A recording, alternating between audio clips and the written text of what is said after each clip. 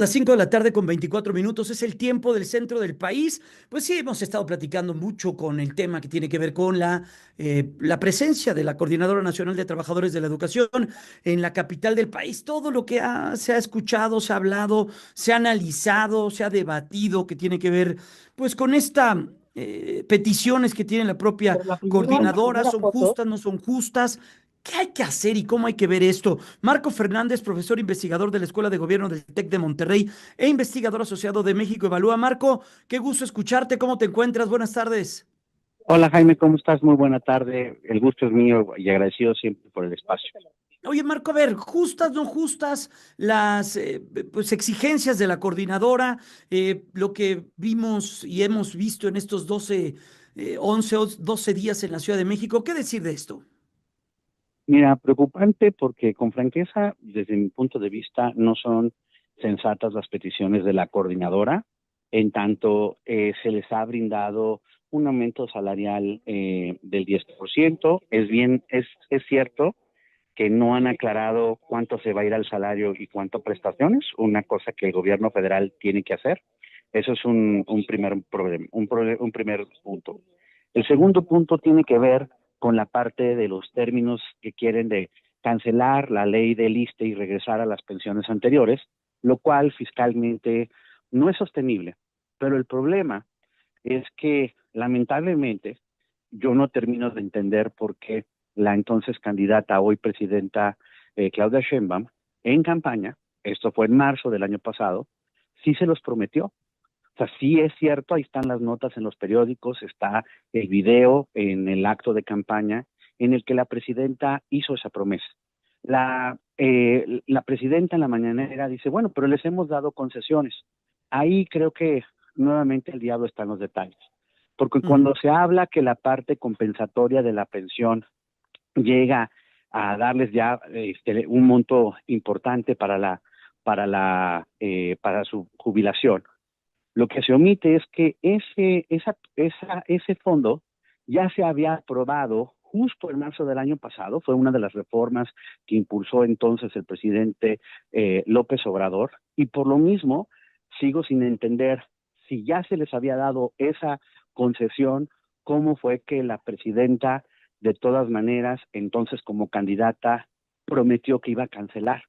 Ujú. Obviamente, una vez que llega al gobierno, la Secretaría de Hacienda hace los números y le muestra cómo eso fiscalmente no es sostenible. Y pues estamos ya ahorita en un toma y daca, porque en términos estrictos la petición no es sensata porque se les ha hecho una serie de concesiones importantes. El problema es que la coordinadora se agarra de que pues fue una promesa de campaña y que ahora le tienen que cumplir. Términos efectivos son pues peticiones que son difíciles de cumplir. Vemos una coordinadora pues sí muy movilizada.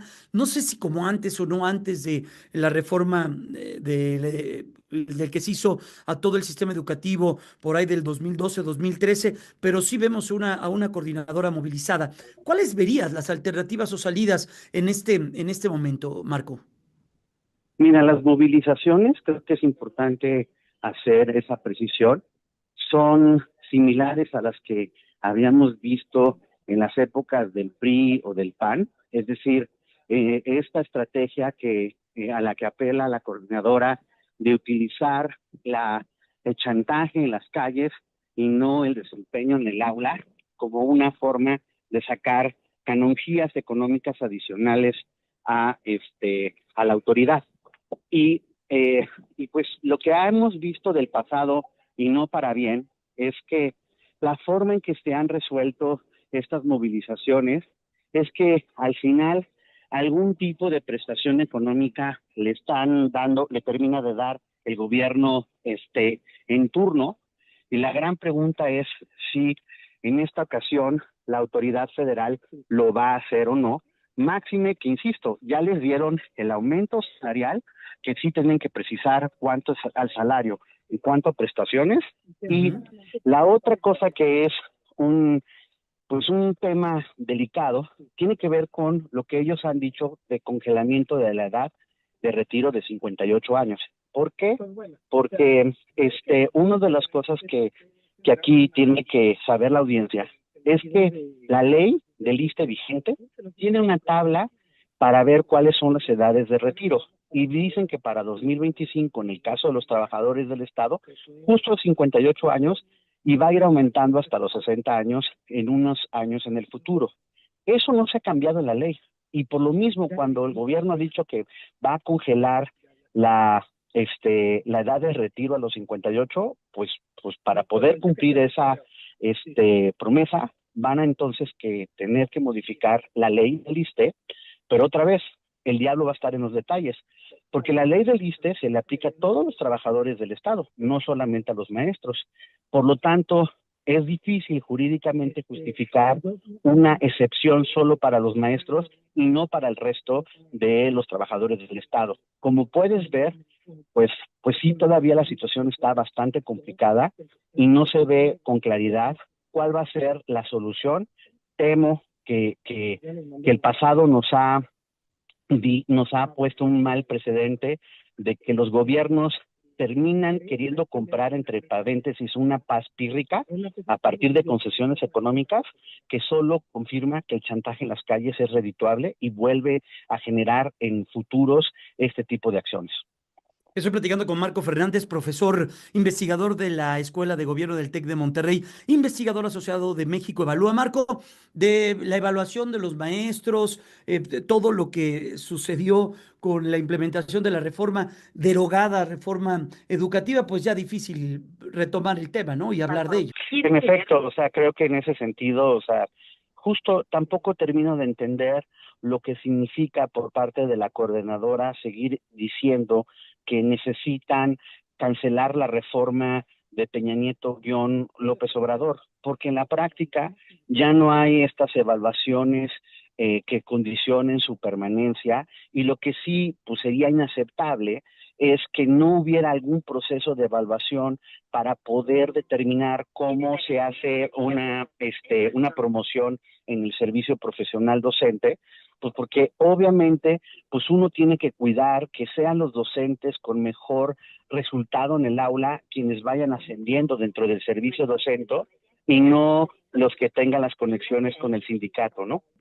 Terminar esta charla, Marco, ¿qué debe ocurrir en todo este entramado de intereses, donde, pues, por desgracia de los niños nunca se habla o poco se habla de ese 1.200.000 alumnos que no están recibiendo clases ahorita y que quién sabe si vayan a poder continuar o no con su curso de este 2025-2026, de este 2024-2025? Es que creo que en el fondo ese punto es el más importante. Al final de cuentas, son los estudiantes quienes terminan siendo rehenes del juego político, de las movilizaciones y afectando aún más su posibilidad de aprender. Y llevamos años, han pasado los gobiernos priistas, panistas y ahora de Morena, y esto no se termina de corregir.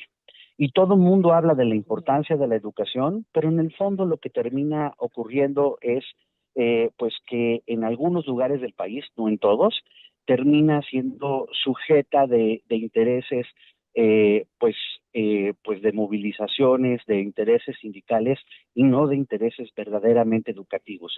Cuando tú me preguntas qué debería de ocurrir, una cosa tiene que ser el deber ser y otra cosa lo que muy probablemente va a ocurrir.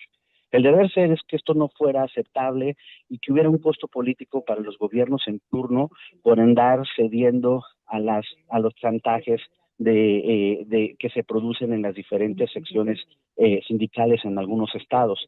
Pero hemos platicado en otras ocasiones cómo lamentablemente la sociedad a la hora de defender el derecho a la educación, pues no lo hace muy eficazmente. Los niveles de satisfacción, a pesar de problemas serios del sistema educativo, son altos.